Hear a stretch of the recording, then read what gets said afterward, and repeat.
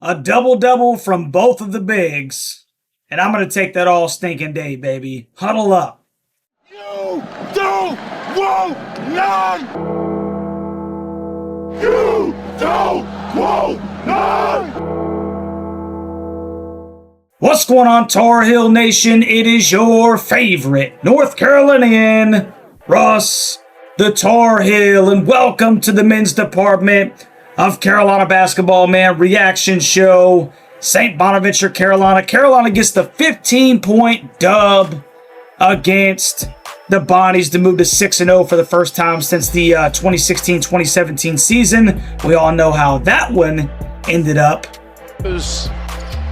Off the mark, and this year the confetti is going to fall for North Carolina. Just saying. Not to say that that's going to be the end-all be-all this year. However, very interesting comparison right there. But talking about this game real quick, man. Carolina started off really hot. As everybody knows, man, there was that players-only meeting that Carolina had after the Navy game. And I would say in the first 5 to 10 minutes of this Carolina Bonnie game, it was pretty evident that the guys were playing with a little bit of a chip on their shoulder, right? They were playing with a little bit of animosity on the defensive side of the ball. They were stroking it from daggum three. They just looked like a very crisp team. That is until Evans goes out, Luka goes out after about 7 minutes of burn. Carolina had like a 10, 12-point lead. A couple of guys came off the bench, and that lead evaporated. And the last 5 to 10 minutes of the second half, Carolina was kind of neck and neck with the Bonnies, man. And they played them tough. And I forgot to say that at the beginning of this reaction video. Shout out to St. Bonaventure, man, and Coach Schmidt, man, because the Bonnies brought it. They brought a ton of physicality.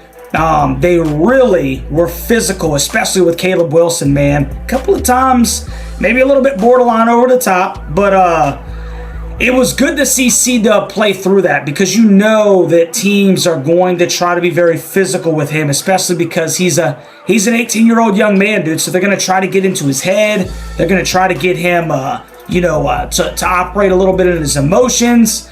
And I thought that Caleb did a fantastic job today by just taking the punishment, getting to the free throw line, and if I'm not mistaken, he went 10 for 10 from the charity stripe. So that's how you make him pay, dude. That's how you make them pay, man. If they're going to swing at you and they're going to foul you hard, which is if you're going to foul them hard, make them pay at the charity stripe. And that's exactly what Caleb Wilson did in this game, man. He finished with 20 points and 12 rebounds. One of two of Carolina's bigs that finished with a double-double, because you could almost say the story of this game was Henry Vasar, man, with 24 and 13, bro. Huge game from the 4 and the 5, man. And it really does seem to be kind of the focal point of this team, man. There's a lot of length down there. There's a lot of athleticism down there. And Carolina is making a concerted effort and getting the ball down there, especially off of dribble drive and penetration. Caleb is kind of a guy that can really work with his back towards the basket. Henry is not necessarily that kind of guy that's going to back you down, but when you get him around the rim, if he's got the ball in his hands, dude, it's going to be hard to stop that 7-footer dude from dunking on you. And obviously, Caleb Wilson is just a ridiculous athlete. Now, C-Dub pressed a little bit in the first half, right? He was getting to the charity stripe and everything, but I felt like there was a couple of times where maybe he felt like he had to do it all himself. And, maybe play just a little bit, outside of himself for the first time that I can really think of for a pretty decent stretch, man. I think he had 9 points for a good chunk of that first half after a really strong start. And I think he can learn from this. I think he can learn from it. I think it was really good for him to go through, because teams, like I said, man, are really going to try to be physical with him and Henry Vasar. But they finished with 23 combined rebounds, dude, and, 43, 44 points, man. So you really can't beat that with a stick from your starting 4 and your starting five. It's about as good as a daggum gets, man. About as good as it gets. One of the guys that I was worried about, actually two of them played very well in this game for the Bonnies, man. Daryl Simmons, 22 points, 9 of 16 from the field, 4 of 6 from 3. Every time Carolina seemed to kind of really stretch this thing out, they would draw up a play. Coach Schmidt would draw up a play for Daryl Simmons, and seemed like he would come off a screen or something. We wouldn't get a good closeout, and that little dude was bang, just to get them back within kind of like a striking distance, to where it wasn't just like, putting our feet up in the air, smoking a cigar in victory lane. But, they ended up stretching it out to about 20 at one point, and they finished with the 15-point dub. Shout out to Frank Mitchell, man. 6'8", 270 pounds, finished with 18 points, 6 boards. And that dude's an athlete down low, man. That dude is an athlete down low, very quick, gets the ball up very quick, which kind of helps him with his lack of actual size at that 4 spot. But I really think that this Bonaventure team, the St. Bonaventure team, man, has a chance to be a tournament team. I don't think this was a bad victory at all. I don't think this is a bad victory at all. I know a lot of people were, thinking, well, I want to beat teams by 20 and 30. Yes, that is exactly what we want to do. But the spread in this one going into the game was 10.5. Carolina beat the spread. That's good. I thought that this had the potential to be a game where Carolina won it, but it was a little bit closer than it actually was. And I'm not going to fuss too much about a 15-point win with a couple of guys that the Bonnies have that can kind of score the basketball, man. So I thought all in all this was a very good game, especially in the second half. Carolina played, they played the Bonnies 50-37 in the second half, so they were well on their way to score 100, obviously, if things were different in the first.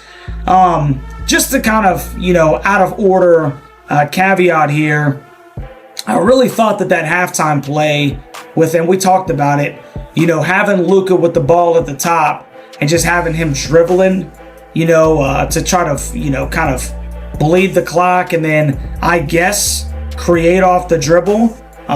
Really don't think that that's his game. I'm hoping that that's the last time we see that. If we're going to draw something up for Luka, it needs to be him coming off of a screen, a double screen, maybe get him coming out and then, a little hedge, just to get him open in the corner, something like, or even a back cut to the basket.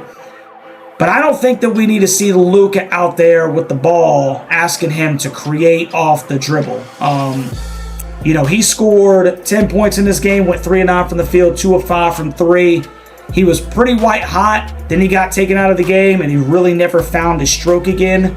However, he did make a couple of really big passes in this game, finishing with 4 assists to only 1 turnover, man. So one of the things that Luka's doing really well, even in the absence of maybe scoring a couple more points, maybe like we would like him to do, is he is really passing the ball well. And for the most part, he's not, generating a ton of turnovers, man. So all in all, decent game from Luka. Had 10 points, 4 assists, only 1 turnover, 2 of 5 from 3. Can't argue too much about that. 40% from beyond the arc.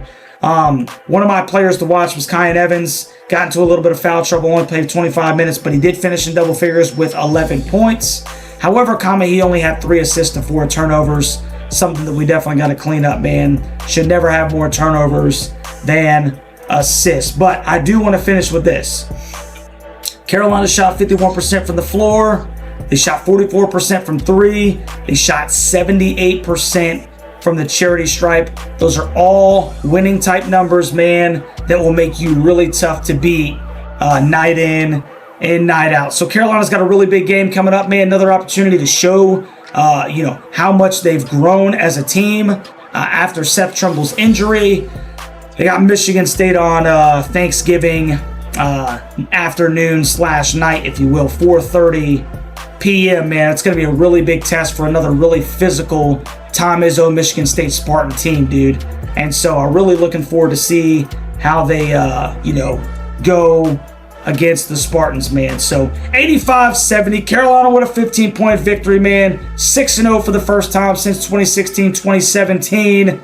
And I'll take that all day and twice on Sunday, man. Shout out to Preston. Shout out to Ty, man, for the 20 spots in the live reaction and watch party. Shout out to Pete for coming a member of the Huddle Hooligans, man, and all of my dadgum Huddle Hooligans, man. I hope you guys have a wonderful Thanksgiving. Spend some time with your friends and family, dude. This is the greatest time of the year, in my personal opinion, Thanksgiving and Christmas.